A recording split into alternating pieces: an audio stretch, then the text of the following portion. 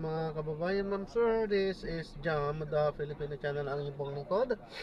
So today is November 27, 2025 at tayo ngayon ay dito sa may Meralco at papunta dyan sa may Dapujum West Tower EDB Avenue, Wakwak Green Hills man, dalawang po yan. At dadalhin po natin sa may Ortigas Police Station. Balik din po. Thank you po. Ortigas Police Substation sa may Meralco Avenue, San Antonio, Pasig po yan. Okay po. Disclaimer lang po, ang content po natin ay kalsada at hindi ang passenger. Kaya naman, sakali man po na may marinig kayo, mga pangalan ng lugar, pangalan ng tao, pangalan ng organization sa government o private man yan, ay wala pong kinalaman ang channel nito at wala pong pinapatungkulan. Lahat po ng pinag-uusapan dito ay pawang dito lamang po yan sa loob at wala pong pinapatungkulan sa labas. Okay po, magbabalik po tayo mamaya konti pag nakuha na po natin sila. Makinig po tayo muna ng mga nagbabagang balita at mga talakayan habang tayo ay pupunta doon sa ating pick up area. Nandun pa rin yung mga tigasolina, pero saan tatero ba na dapat? Ako, ginagawa niya. Ito'y matapos mapasama ang kanyang pangalan sa listahan ng 8 kongresistang inirekomenda ng ICI at ng DPWH na imbestigahan para sa posibleng pagsasampa ng criminal and administrative charges. Kaugnay ito sa bilyon-bilyong pisong infrastructure projects mula 2016 hanggang 2024. Depensa ni Ang sa 3 taon niya sa pagsiservisyo, kailanman ay hindi niya ginamit ang kanyang posisyon para sa sariling interes o para kumita. Hindi rin umano sisirain ng kongresistang tiwalang ipinagkaloob sa kanya ng mga Ilonggo at kumpiyansang malilinis din ang kanyang pangalan kaugnay ng mga aligasyong ito. Pinaiimbestigahan ng palasyo ang umano'y 70% buwis na napupunta sa bulsa ng ilang opisyal ng BIR gamit ang letter of authority. Kasunod din ng revelasyon! Ano? Revelasyon ni Senator J.B. Ejercito na 30% lang mula sa tax collection ang napupunta sa gobyerno dahil sa ibinubulsa ito ng ilang revenue officer at mga regional director ng ahensya. Ayon kay PCO Undersecretary Claire Castro, dapat lang na imbestigahan ang nasabing issue kahit hindi kaugnay sa flood control project.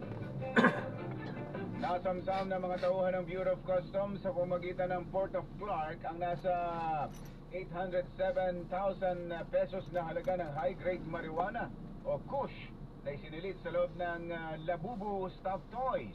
Kaunat ni Customs Commissioner Ariel Nepomuceno, idineklara ang keychains Labubu. Oh, Labubu. Ayun yung ano yung pamanika na tama. Kinalokohan na minsan. Kinalokohan nga rin pala ni Helga. Ganun. Pati pa si Helga. Idineklara ang keychains ang kontrabando na isinilit sa 2 kahon at may timbang na kung ilang gramo.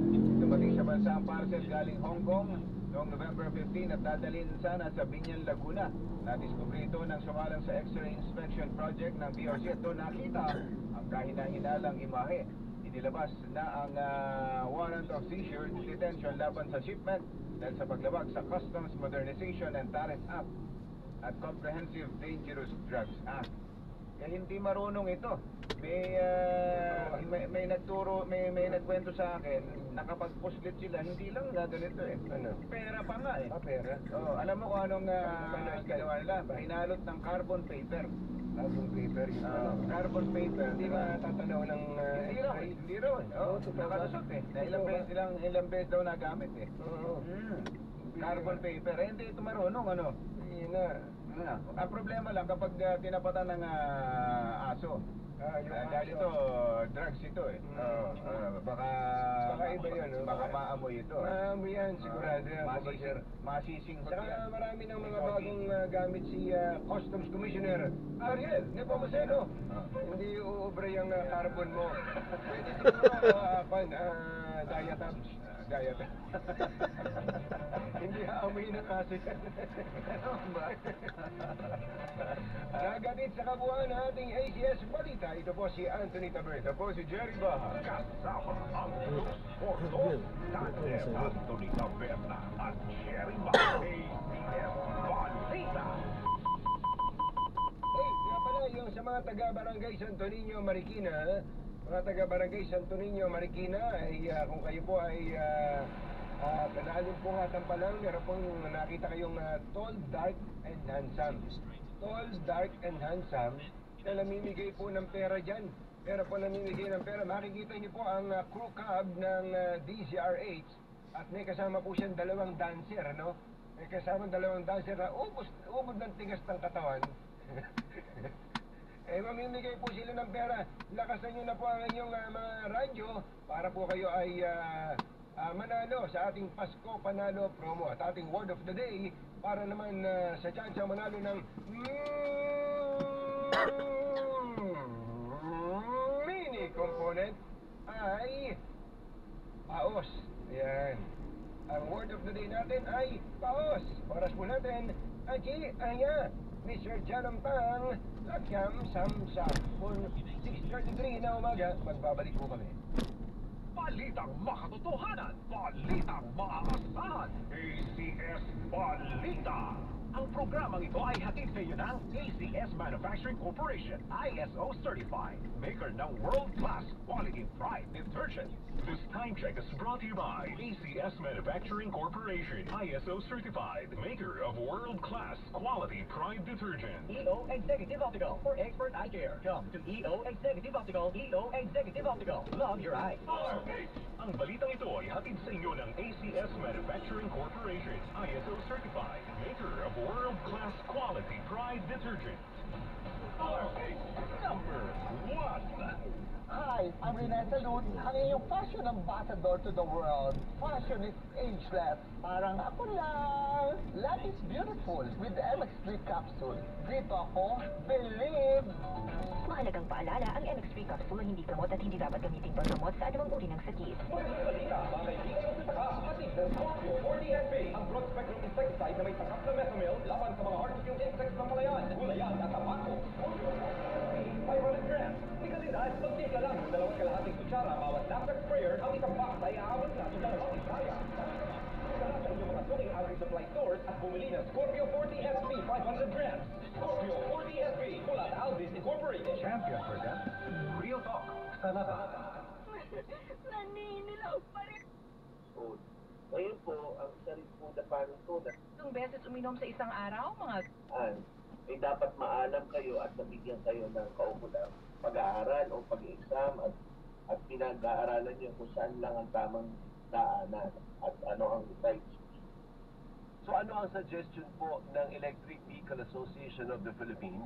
Kasi tila baga hindi po natin mapipigilan, para siyang motor, dumadami yung bumibili ng motor. Ito ngayon napapansin natin, dumadami rin yung bumibili ng mga electric vehicles. Maganda sana for the environment, hindi ba? Pero pag yan ay hindi na-regulate, Edmund, palagay ko mag-create na panibagong problema yan in the future. Tama po kayo, kaya nga mo kami pinush namin yung ibida no. Kaugnay po yan sa lahat, ang lahat po ay may regulasyon at may tamang standard sa paggamit po ng isang electric vehicle. Kami po ay taos-pusong na tumutulak dito at nakikipag-ugnay sa mga ating government sector para palawikin at palawakin ang paggamit ng tamang pararaan ng use ng electric vehicle. Kami po ay hindi namin inahadlangan na nakikita na ng mga ibang commuters ang benepisyo ng paggamit ng electric vehicle. Specifically, ito'y nakakatipid. At ayun lang po ang problema natin, kailangan mo talagang i-regulate. At dumaan po sa tamang proseso para nang sa gayon po ay sa safety ng mga commuters at saka sa mga gumagamit ng mga daan. Okay, so ang pakiusap ng asosasyon, pumasok na sa eksena yung LTO to regulate it. Tama ba? Tama po, at saka po makipag-ugnayan sa mga local government units kasi hindi lang po LTO ang pwede subok po nito dahil po hindi po ganun karami ang tao ng LTO. At ito'y laganap na sa mga ibang lugar ng city o municipalities. So kailangan po talaga na makipagtulungan ang local government unit, part of the DANC project or program together with UOCR or LGU. Problema mo dyan pag naka-aksidente, ano? Paano ngayon yung sagutan niya kung hindi yan insured o hindi yan rehistrado, hindi kakamutan ka lang ng ulo noon. Kung may namatay pa, patay, lagot. Totoo po yun at ako po'y naka-experience na ako'y nakahinto, binangga ako. So na-drop na natin sila. So maraming salamat po sa panonood. Hanggang sa muli, ingat. God bless. Paalam po muna pansamantala po. Tayo ay gagawa na ng ibang video sa ating susunod na misyon. Layo ng patikip natin, 3 kilometers mahigit. Tapos marami. Kasama talaga sa hanap buhay ang balito. Paalam po.